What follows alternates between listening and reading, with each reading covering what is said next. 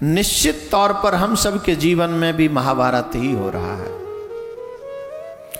हम लोग कभी न कभी अंधे धृतराष्ट्र बन जाते हैं, कभी कभी लोभी दुर्योधन बन जाते हैं, कभी कभी मन करे तो धर्मात्मा धर्मराज भी बन जाते हैं। लेकिन एक बात याद रखें,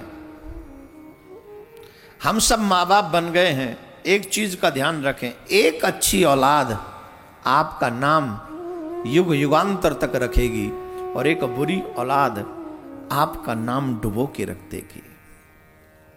अब ये कहें हमें नाम नूम से कोई मतलब नहीं, आजकल तो कोई मान सम्मान की बात बची नहीं, सबका ही सम्मान लूटा पिटा है और एक दूसरे के सम्मान को लूटने में हम लोग अपनी शान समझते हैं। ये भी तो है, दूसरे की इज्जत जाए हमारी वजह से तो हम तो समझते हैं हम तो बहुत बड़े 30 मार खां हैं, हमने उसकी इज्जत उतार दी और क्या चाहिए। पर ऐसा ठीक नहीं, एक निकम्मी औलाद पूरे वंश का नाश कर सकती है। जीता जागता प्रमाण है दुर्योधन,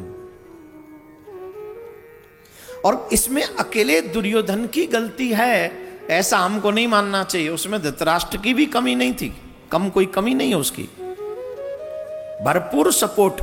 जो अपने नालायक बच्चों का सपोर्ट करते हैं माँ बाप, वो माँ बाप भी अपने बच्चों के विनाश में पूर्ण रूपेण सहयोगी हैं। हमें माँ बाप इसलिए नहीं बनाया गया कि हम नालायक संतान की नालायकी में साथ दें, हमें माँ बाप इसलिए बनाया गया कि अगर बच्चे भटकें तो उन्हें सही दिशा दिखाएं, उन्हें अच्छी जगह ले जाएं, उन्हें अच्छी बात समझाएं। क्योंकि कुछ चीजें हमारे बच्चों की समझ में नहीं आती हैं, उनके अनुभव नहीं है, हमारा तो अनुभव है ना, तो हमें अपना अनुभव उनके साथ शेयर करना चाहिए।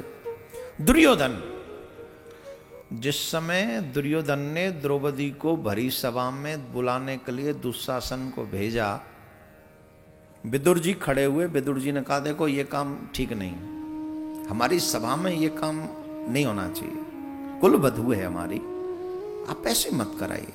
और ये बात किसी और को नहीं, राजा को कही, धृतराष्ट्र को, ये ठीक नहीं है। माना कि आप अंधे हो, आप देख नहीं सकते, लेकिन आप बहरे नहीं हो, आप सुन तो सकते हो, कान तो हैं। आज हमारे घर में अनीति की वजह है कि हमारे बच्चे जब गलत करते तो आंख कान दोनों बंद कर लेते हैं, जिसकी वजह से हमारे घरों में अशांति, अत्याचार, पापाचार और अलगाव पैदा हो रहा है। मेरे भाई बहन, हम लोगों की संपत्ति पैसा नहीं है, मकानात नहीं है, हम लोगों की संपत्ति हमारा चरित्र है, हमारा विवेक है, हम लोगों की संपत्ति हमारा एकजुट समाज है। जहां डरते थे कि अगर हमारे घर में ऐसा कुछ हो गया तो समाज में हम क्या मुंह दिखाएंगे, आज ये बात डर है क्या किसी को? ईमानदारी से बताओ, डर है क्या? आजकल 4 पैसे कमा लो, हमको लगता है हम समाज को अपने जूतियों के तले रौंद देंगे। समाज क्या चीज है? हम पैसे वाले, हम what ever I want I can do it, मैं चाहे जो चाहूं करूं, मुझे कौन रोकेगा। पर ऐसा नहीं होना चाहिए। समाज में डर रहना चाहिए किसी न किसी का, जिससे मेरा ये पापी मन स्वच्छंद न घूमे।